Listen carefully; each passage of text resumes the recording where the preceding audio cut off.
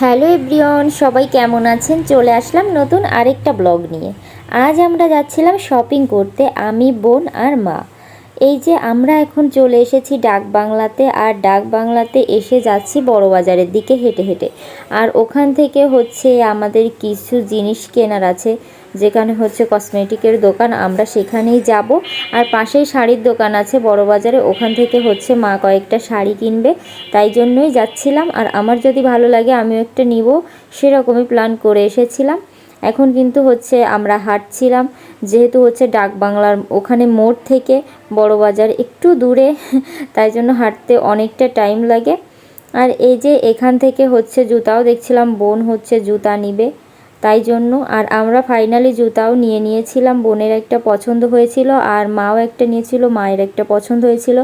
But কেনার সময় সেইভাবে ভিডিও করা হয় না, এতটাই ব্যস্ত মানে। আর আজকে ওয়েদারটাও কিন্তু খারাপ ছিল, আমরা বের হতে হতে প্রায় সন্ধ্যা হয়ে গিয়েছিল, তখনই হচ্ছে বাসা থেকে বের হয়েছিলাম। এখন এসেছি বড়বাজারে একটা কসমেটিকের দোকানে, এখান থেকে একটা জিনিস নিব, বাট খুঁজে পাচ্ছিল না, তাই জন্য একটু লেট হচ্ছিল। দেন হচ্ছে আমাদের এইখানে যা যা কেনার ছিল আমরা কিনে নিয়েছিলাম। শাড়ির দোকান থেকে আমরা শাড়িও কিনেছিলাম, আমাদের শপিং কিন্তু প্রায় সবই ডান। আর এখান থেকে আমরা হেঁটে হেঁটে যেতে পারছিলাম না, তাই জন্য রিক্সা নিয়েছি, কারণ রিক্সা করে আমরা যাব এখন কিন্তু ধর্মসভার দিকে। আর ওখান থেকেও একটা জিনিস কেনার আছে, যার জন্যই আমরা রিক্সা নিয়েছি। যেহেতু সারাদিন বৃষ্টি ছিল, তাই জন্য আজকে কিন্তু ওয়েদারটা অনেক ভালো, মানে আকাশটা দেখেন, দেখতে কিন্তু খুব সুন্দর লাগছিল। আর ওয়েদার খারাপ থাকলেও কিন্তু ডাকবাংলাতে প্রচুর ভিড় থাকে আর লোকজন থাকে, আমরা যখনই শপিং করতে আসি সবসময় মনে হয় অনেক লোক। আর এখন আমরা রিক্সাতে দুই বোন, মানে আমরা তিনজনে উঠেছিলাম রিক্সাতে, একটা রিক্সাতে।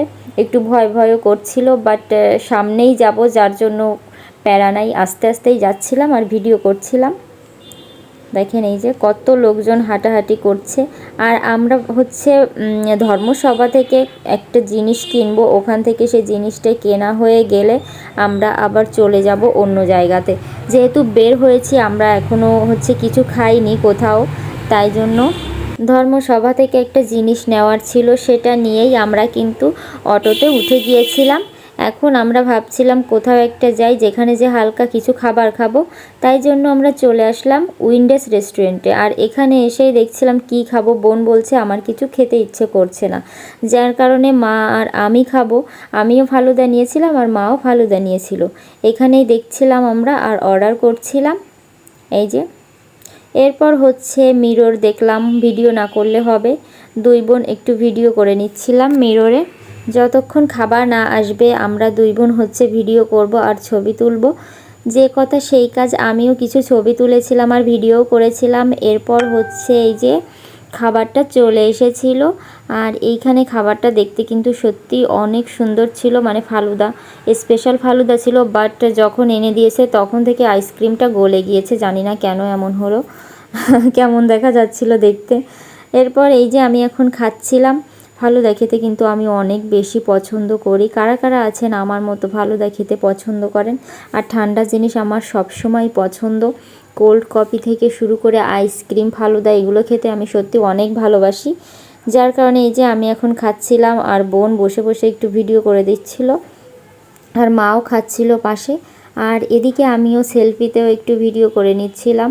অল্প কিছু টাইম ছিল যেটুকু আমরা এখানে কাটাচ্ছিলাম। শপিং করার পর রেস্টুরেন্টে না আসলে কিন্তু একদমই ভালো লাগে না, যার জন্য আসতেই হবে। আর এখানকার পরিবেশটাও খুব সুন্দর আর খাবারও অনেক ভালো।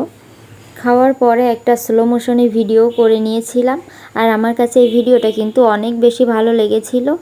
এরপর আর কি করার, এখন হচ্ছে বাসায় চলে যেতে হবে, যেহেতু হাতে বেশি সময়ও নাই।